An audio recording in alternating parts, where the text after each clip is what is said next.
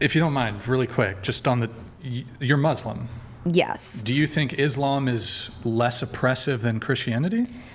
I think that the media wants to frame certain narratives. I think if we're talking about religion, sure, a lot of times religion can be weaponized against women and used to oppress them.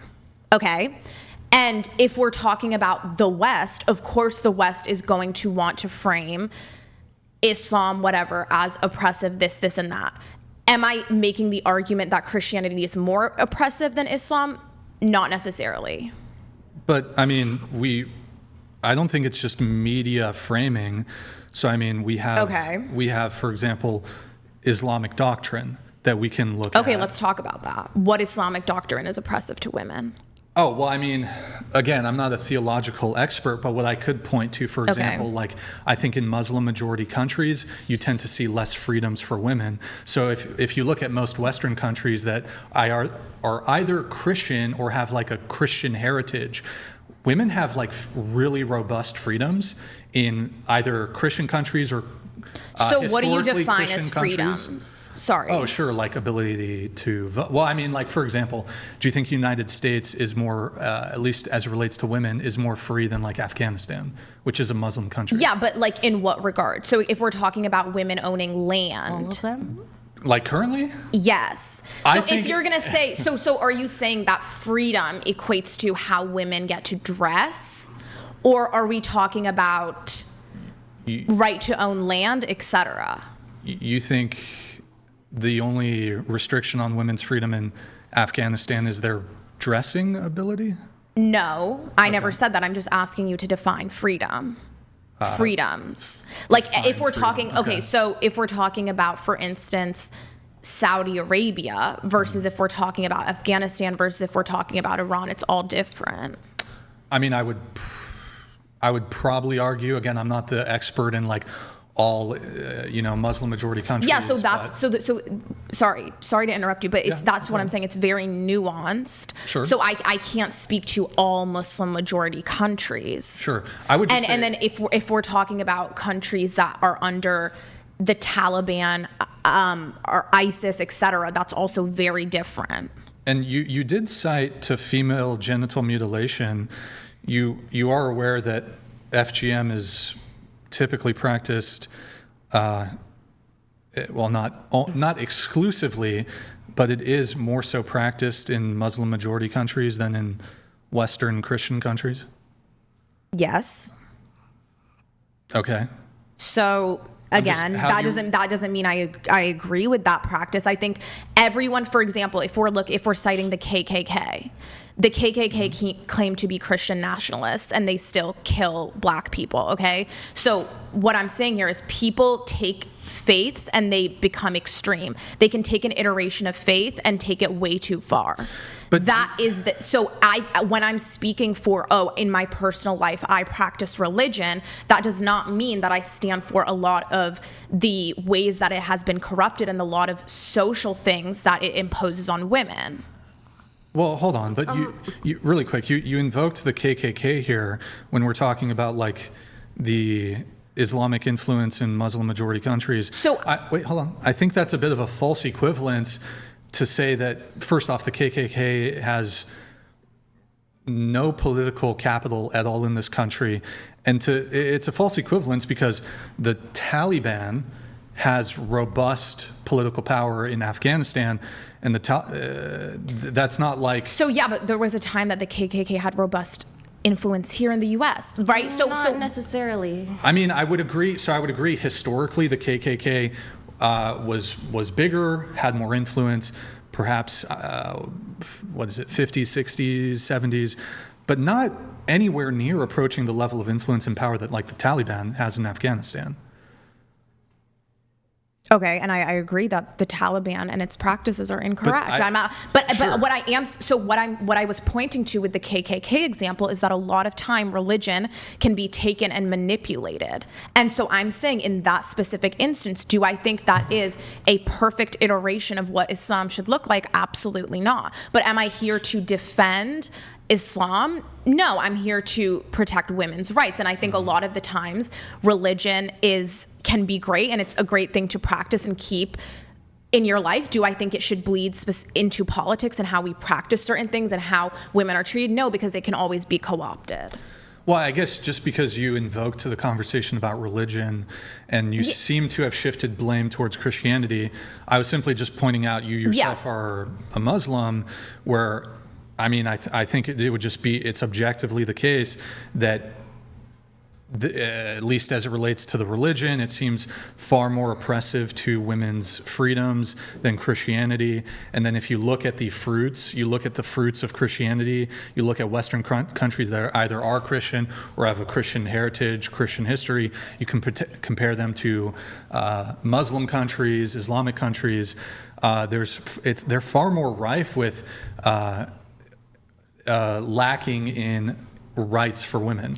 I mean, to be honest, I disagree in the sense that I think a lot of the times there's a few things I want to say here, right? I don't want to have a theological argument with you, but fine. I think if we're looking into the specific texts when it comes to the Quran versus the Bible, the Quran is less oppressive to women, especially at the specific time that it came down. I think it is a matter of interpretation when it does come down to that. I think that your overgeneralization of the Bible itself is harmful.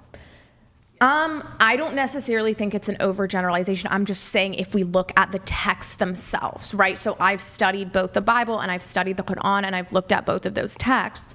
And by looking at the text, I can tell you that the Bible is more oppressive towards women, especially at the time that it came down, and the practices that were imposed on the women that were there, okay?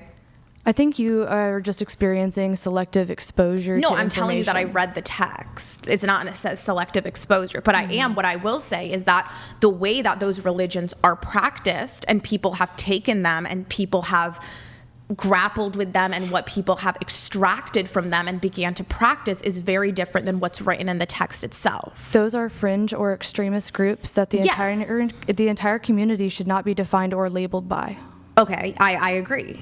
That's not what you said. You were demonizing the entire Christianity. No, I was not demonizing Christianity. I was saying what was in the Bible. You were saying that Christian men were weaponizing Adam and Eve's story. Yes, and that is true. But I'm not saying that Christianity as But not all Christian men weaponize it. Okay, yes. But I was citing as an example. I was saying Christian men interpret it that way. I agree. I never said all men. I said specifically that a lot of times religion is pointed to as this is why women deserve to be oppressed. So I was citing that. And the same thing can be said for Islam. A lot of men use the Quran as a way to oppress women. Any religion can be used to oppress women. And so what I was saying was from the beginning of time, women have been oppressed due to men's iteration of certain religions. Well, this toxic or this oppressive behavior that you're observing is an individual, not a community. Yes, I'm saying that religion can be weaponized. That has nothing to do with the entire religion as a whole. I'm saying people can take religion regardless of what the religion is and weaponize it. There will be extremist groups of any and every group that exists, but you should not label or define a community. I never labeled by them. Anything as that. I just You said Christianity is oppressive. You weaponize I said men can take Christianity and weaponize it. I think that's an overgeneralization. Saying that men can weaponize Christianity is an overgeneralization. Yes. That's They just can. They can weaponize it. They can and they have. Yeah, It's possible, but that is an overgeneralization. I don't think you know what that means. She never said the majority of men.